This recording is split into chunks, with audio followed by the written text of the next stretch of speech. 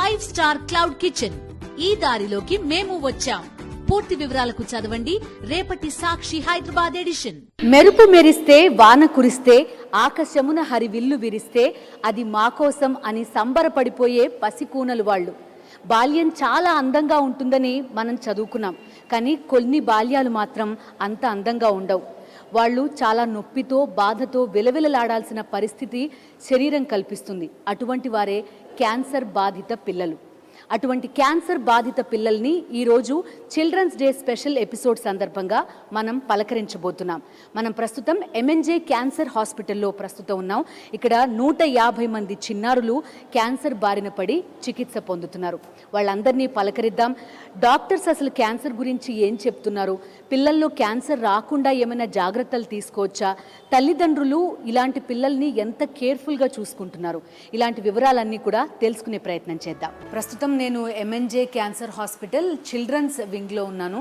చూడొచ్చు, చాలామంది పిల్లలు ఇక్కడ ట్రీట్మెంట్ తీసుకుంటున్నారు. వాళ్ళ తల్లిదండ్రులతో పాటు ఇక్కడే ఉండి ట్రీట్మెంట్ తీసుకుంటున్న ఇది కూడా మనకు కనిపిస్తోంది. నాతో పాటు కొంతమంది చైల్డ్ సెలబ్రిటీస్ కూడా వచ్చారు. వాళ్ళందరినీ వీళ్ళతో ఒక్కసారి ఇంటరాక్ట్ చేసే ప్రయత్నం నేను చేస్తాను. పిలుద్దాం మనం. కృతిక, ఖ్యాతి, అదేవిధంగా శాన్విక, స్నితిక్, వీళ్ళ నలుగురు. ఈ అమ్మాయి స్పోర్ట్స్లో నేషనల్ లెవెల్కి వెళ్ళింది. వీళ్ళందరినీ ముగ్గురిని కూడా మీరు చాలా సినిమాల్లో చూసే ఉంటారు. హాయ్, నా పేరు సాన్విక. హాయ్, నా పేరు స్నితిక్. నేను పొటేల్ రజాకర్ సీరియల్స్ చేస్తున్నాను. హాయ్, నా పేరు ఖ్యాతి. నేను మన్మధుడు, సింబా, శేఖర్, బంగారాజు, ఎక్స్ట్రాడినరీ మ్యాన్, ఇంకా సరిపోదా, శనివారం రీసెంట్గా చేశాను. Hi, my name is Krithika. నేను 3 years నేషనల్స్ ఆడి ఇప్పుడు ఇండియన్ టీమ్కి సెలెక్ట్ అయ్యాను. ఒకసారి ఇక్కడున్న పిల్లలందరితో కూడా కల్పించే ప్రయత్నం చేస్తాను.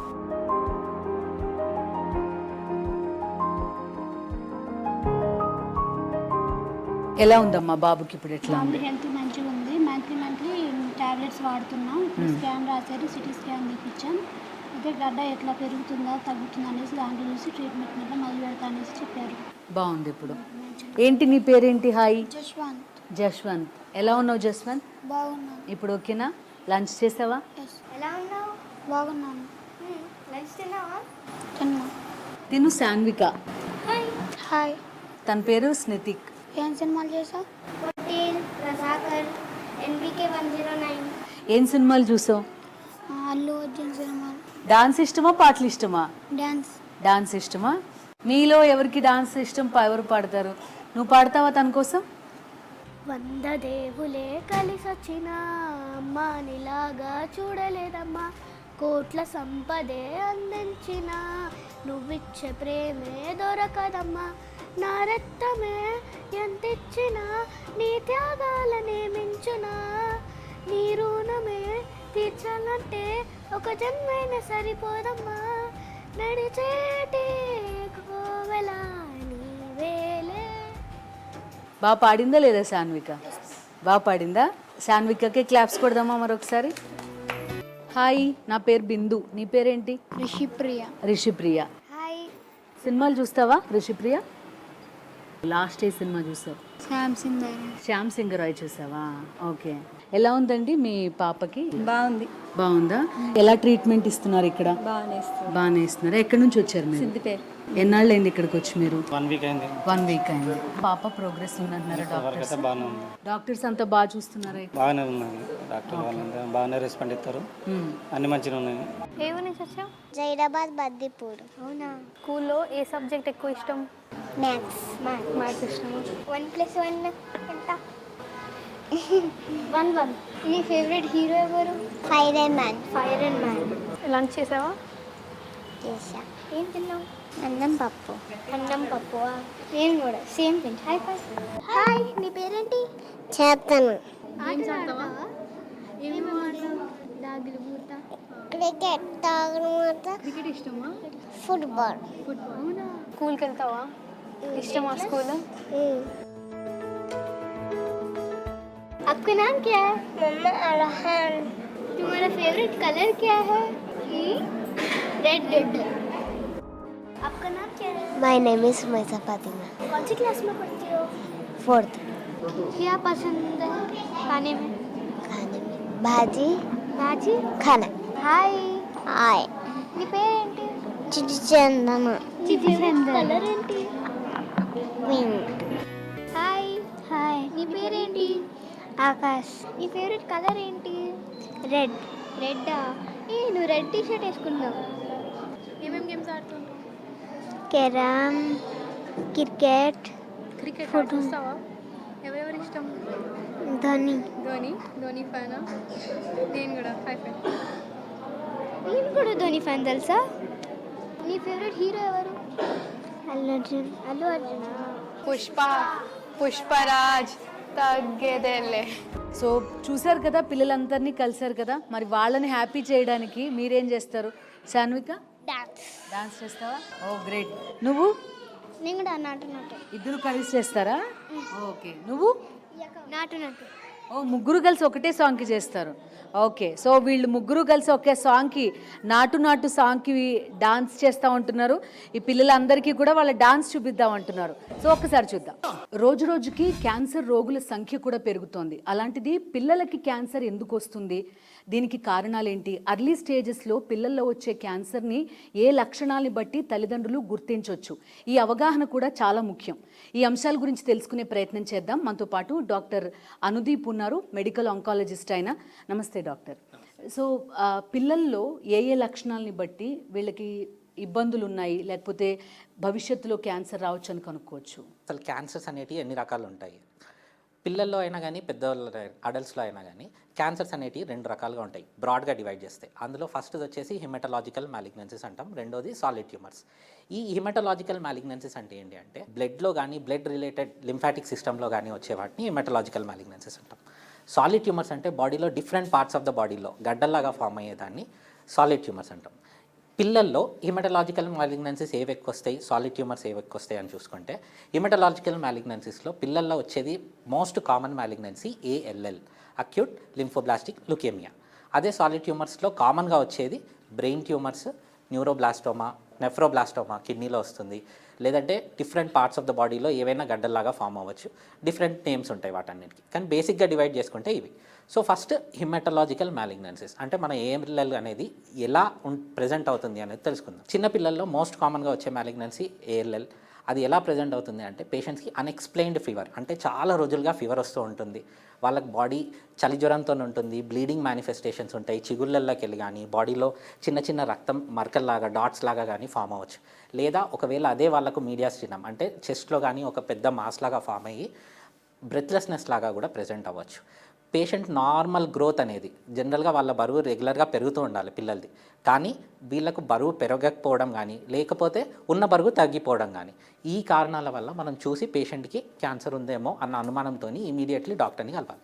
అదే సాలిడ్ ట్యూమర్స్ అంటే గడ్డల్లాగా ఫామ్ అవుతుంది. ఎప్పుడైతే మీకు బ్రెయిన్లో గడ్డల్లాగా ఫామ్ అయితే పేషెంట్ అన్కాన్షియస్ అవ్వచ్చు, ఫిట్స్ రావచ్చు. బాడీలో కడుపులో లైక్ లివర్లో వచ్చినప్పుడైతే దాన్ని హెపటోబ్లాస్టోమా అంటాం. లివర్లో పొట్ట కింద కుడివైపు గడ్డ లెక్క ఫామ్ అవుతుంది, అది తల్లిదండ్రులు ఫస్ట్ గుర్తిస్తారు. లేదా నెఫ్రోబ్లాస్టోమా కానీ విల్మ్స్ ట్యూమర్ అంటారు. దాన్ని ఏంటంటే కడుపులో కొంచెం కింది పక్కన గడ్డలాగానే ఫామ్ అవుతుంది. లేదు వేరే ఇంకేమన్నా గడ్డల్లాగా మీకు పేషెంట్కి నార్మల్గా స్నానం చేయిస్తుంటే మెడ దగ్గర గడ్డల్లాగా ఫామ్ అయింది అనుకుంటే అవి లింఫోమాస్ అయి ఉండొచ్చు.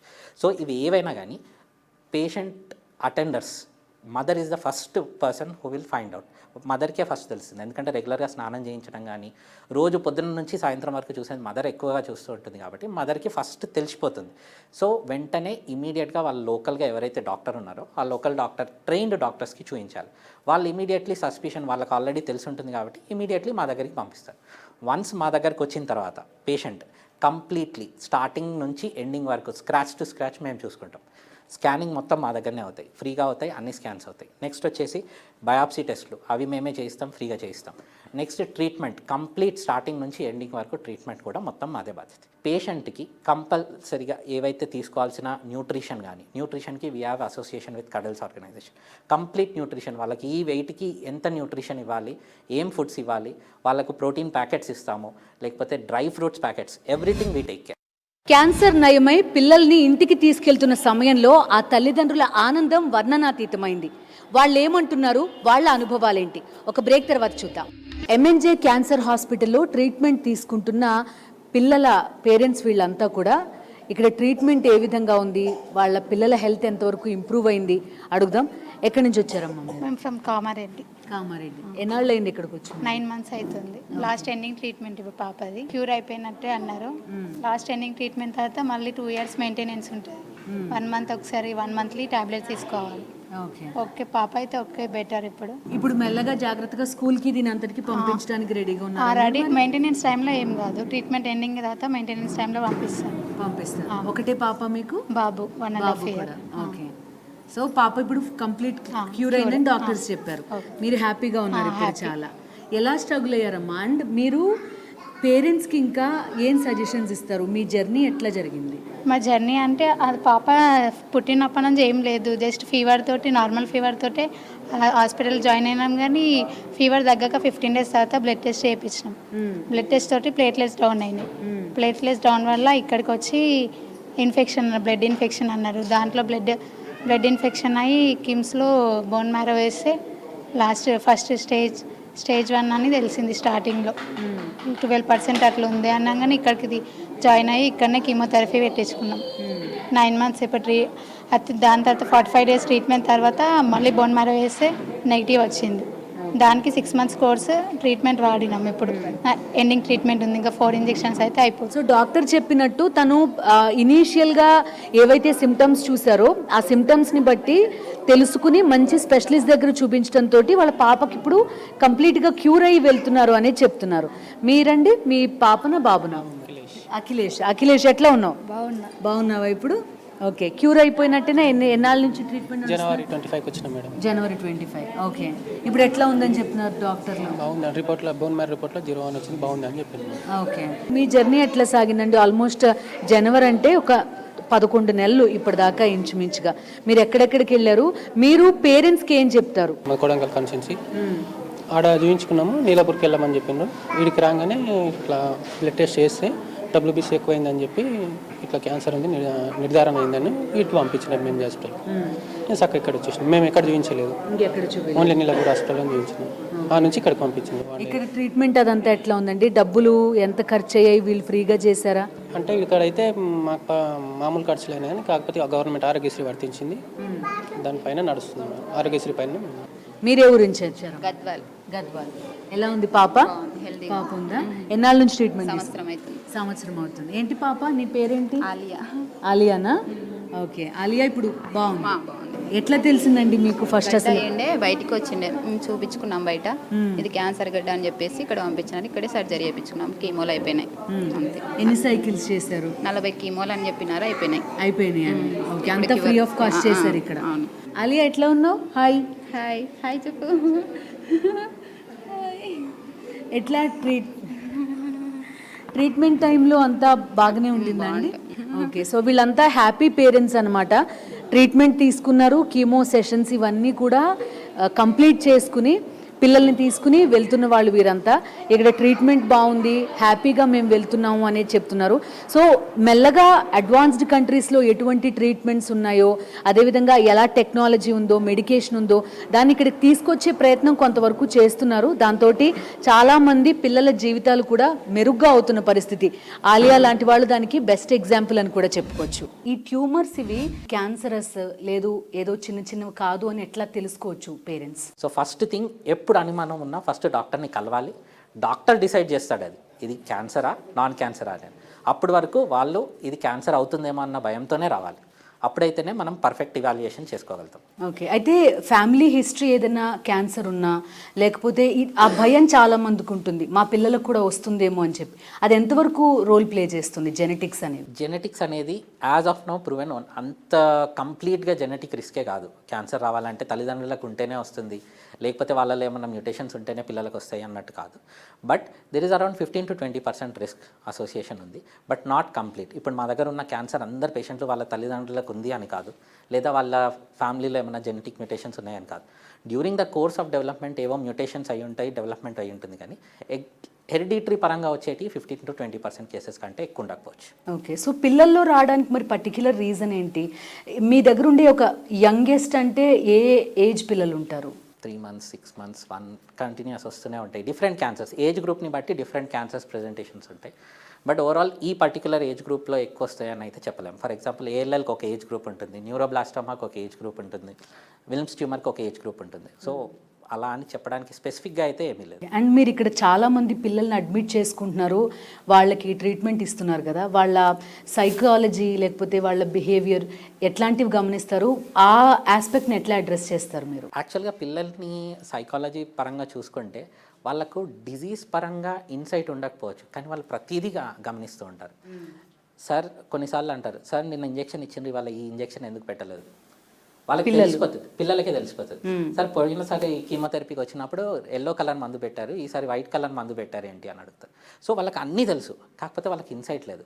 సో నాకు క్యాన్సర్ అంటే ఏంటి అన్న సీరియస్నెస్ వాళ్ళకి తెలియదు, దానివల్ల అవుట్కమ్స్ ఏంటి వాళ్ళకి ఎందుకంటే అంత మెంటల్ మెచ్యూరిటీ రాదు వాళ్ళకి. But they observe everything, they know everything. కానీ వాళ్ళలో వచ్చే మెయిన్ డిప్రెషన్ ఏమవుతుంది అంటే, నేను ఫ్రీగా ఆడుకోలేకపోతున్నా, నేను బయటికి పోయి చేద్దామని స్కూల్కి వెళ్దాం అనుకుంటున్నా, స్కూల్కి వెళ్ళలేకపోతున్నా, నేను ఇది చేయాలనుకుంటున్నా, నన్ను చేయనియట్లేదు అన్న ఒక ఫీలింగ్ ఉంటుంది తప్పించి otherwise mentally they are stable. దీన్ని కౌంటర్ చేయడానికి మేము ఏం చేస్తామంటే, బికాస్ ఇప్పుడు ఈ వార్డులో ఉన్న వాళ్ళు ఒక 50 మంది వీళ్ళే ఉంటారు. సో వీళ్ళకు మధ్యలో ప్లే గేమ్స్, ప్లే లాగా we have a separate dedicated play room for this. And కొంతమందికి ఎండ్ ఆఫ్ లైఫ్, కొంతమందికి తెలుసు నేను ఇంకా బయటికి రాలేను అన్నట్టు వాళ్ళ పేరెంట్స్కి తెలుసు. సో అప్పుడు వాళ్ళ పిల్లలతో అడిగిపిస్తాం, like what do you want, నీకు ఏదన్నా కోరికలు ఉన్నాయా అనేసి. సో మీకు ఆల్రెడీ తెలుసు మేక్ ఏ విష్ ఫౌండేషన్ లాంటి ఫౌండేషన్స్ ఉంటాయి. So through them we try to give them whatever we can do. Thank you so much అండి డాక్టర్ అనుదీప్ గారు. పూర్తి అనాలిసిస్ ఇచ్చారు, మాకు ఎలా కేర్ఫుల్గా ఉండాలో కూడా చెప్పారు. Thank you so much. Thank you. So వీళ్ళందరూ పిల్లలందరినీ కూడా కలిశారు, వాళ్ళని ఎంటర్టైన్ చేసే ప్రయత్నం చేశారు, వాళ్ళ నుంచి వీళ్ళే నేర్చుకున్నారు. ఒక్కసారి అడుగుదాం. సో నీకేమనిపించింది వాళ్ళని మాట్లాడుతున్నప్పుడు, వాళ్ళకి ఎంటర్టైన్ చేశారు, నలుగురు కలిసి డాన్స్ చేసి, ఏమనిపించింది నీకు? నాకు ఫస్ట్ కొంచెం భయం అనిపించింది, దాని తర్వాత వాళ్ళందరినీ చూడంగానే వాళ్ళు ఎంత బాధపడుతున్నారో అర్థమైంది. సో నేను అనుకున్నా ఐ విల్ డూ ఇట్, వాళ్ళని సంతోషంగా చేసి వాళ్ళని నవ్వడం చూసి నేను ఇంకా చాలా సంతోషపడ్డాను. ఎప్పుడు మంచిగా న్యూట్రిషన్స్ ఫుడ్ తీసుకుంటూ హెల్తీ అయ్యి స్ట్రాంగ్ అయ్యి మంచిగా చదువుకొని అలా ఉండాలి. ఇంకా నాక్ చేయవన్నమాట మీ మమ్మీని, హోంవర్క్ చేయను లేకపోతే తినను ఇవేం చెప్పవు? కొన్నిసార్లు మూడ్ ఆఫ్ ఉన్నప్పుడు చెప్పు. ఇప్పుడైతే చెప్పవు, ఇంకా అస్సలు చెప్పవు. స్నితిక్ నీకేమనిపించింది మాట్లాడాక? వాళ్ళు గుడ్, మంచిగా ఉంది. మీ ఇద్దరు సిబ్లింగ్స్ కదా, సాన్విక అండ్ స్నితిక్. ఓకే, ఎవరు పెద్ద ఎవరు చిన్న? నువ్వు పెద్ద? ఓ, తను చిన్న. ఓకే, నీకు సాన్విక ఏమనిపించింది? నేను ఫస్ట్ ఎమోషనల్ అయిపోయాను, దాని తర్వాత నేను ఎలాగైనా వాళ్ళని నవ్వుపించాను, అంతా డ్యాన్సులు చేశాను. నాకు ఈ ఆపర్చునిటీ ఇచ్చినందుకు సాక్షి గారికి చాలా థ్యాంక్స్. చాలా థ్యాంక్ యూ. నీకు కూడా ఇక్కడికి వచ్చావు, వాళ్ళందరితో మాట్లాడావు, అండ్ థ్యాంక్ యూ. అండ్ వీళ్ళిద్దరి గురించి చెప్పాలి, ఖ్యాతి అండ్ కృతిక గురించి. వీళ్ళు ఆల్రెడీ తిని హెయిర్ చూసారా, తిను డొనేట్ చేసిందనమాట. ఎందుకంటే కీమో తీసుకున్న తర్వాత వాళ్ళు చాలా వరకు హెయిర్ లాస్ అవుతారు కదా, అలాంటి వాళ్ళ కోసం అని చెప్పి తిను, ఖ్యాతి అండ్ కృతిక ఇద్దరు కూడా వాళ్ళ హెయిర్ని డొనేట్ చేశారు. సో ఎవరైనా చెయ్యాలి అని అనుకుంటే కూడా ఇది కూడా ఒక మంచి ఆప్షన్ అనమాట. సో అది కొంత వాళ్ళ క్వాలిటీ ఆఫ్ లైఫ్ని కూడా పెంచుతుంది కదా. అండ్ నువ్వు ప్లేయర్ కూడా కదా. ఓకే, నీకేమనిపించింది వీళ్ళందరితో మాట్లాడాక? అంటే కొత్త ఎక్స్పీరియన్స్, ఫస్ట్ టైం వచ్చి ఇలా చూడడం, వీళ్ళు ఇలాంటి life and death situations face చేస్తున్నా సరే అంత స్ట్రాంగ్గా ఉండడం, వాళ్ళ నుంచి మనం ఆ విల్ పవర్ అన్నది నేర్చుకోవాలి. మళ్ళీ వచ్చి వీళ్ళతో ఉండాలనిపిస్తుంది. It was a very fun experience. Yeah. And నువ్వు ఎన్నిసార్లు డొనేట్ చేసావు హెయిర్? నేను 2 times డొనేట్ చేసాను. 2 times డొనేట్ చేసి నీ ఫ్రెండ్స్కి వాళ్ళకి కూడా చెప్తావా ఇట్లా చేయొచ్చు అని? అంటే వాళ్ళు హెయిర్ కట్ నోటీస్ చేసి ఏమైంది అని అడిగితే చెప్తాను, మంచి పని చేసావు అని. కొంతమంది కనుక్కుని వాళ్ళు కూడా చేద్దామని ట్రై చేశారు. సో అలా ఫస్ట్ అమ్మకి తెలిసిన వాళ్ళల్లో ఒక పాపకి క్యాన్సర్ వచ్చింది. తర్వాత మాకు అవేర్నెస్ వచ్చి ఇంకా అవును మనకైతే జస్ట్ ఒక వాంట్, వాళ్ళకి మాత్రం ఇట్స్ ఎ నెసెసిటీ, మనం అలా డొనేట్ చేస్తే వాళ్ళకు కూడా ఉపయోగపడుతుందని both of us donated. Okay, so మీ ఇద్దరు కూడా డొనేట్ చేశారు. సో అది అన్నమాట, వీళ్ళు ఎలా ఇన్స్పైర్ చేస్తున్నారో మనం చూస్తున్నాము. ఈ క్యాన్సర్ వారియర్స్ వీళ్ళంతా కూడా క్యాన్సర్తో పోరాడుతున్నారు. వాళ్ళందరినీ వీళ్ళు కూడా ఇన్స్పైర్ చేసే ప్రయత్నం చేశారు. ఒకరోజు ఒక మంచి క్వాలిటీ లైఫ్ వాళ్ళు గడిపేలాగా కూడా చేయగలిగారు. సో వీళ్ళందరికీ కూడా మనం ఆల్ ది బెస్ట్ చెప్దాం.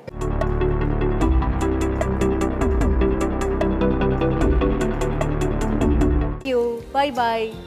Bye. Bye bye.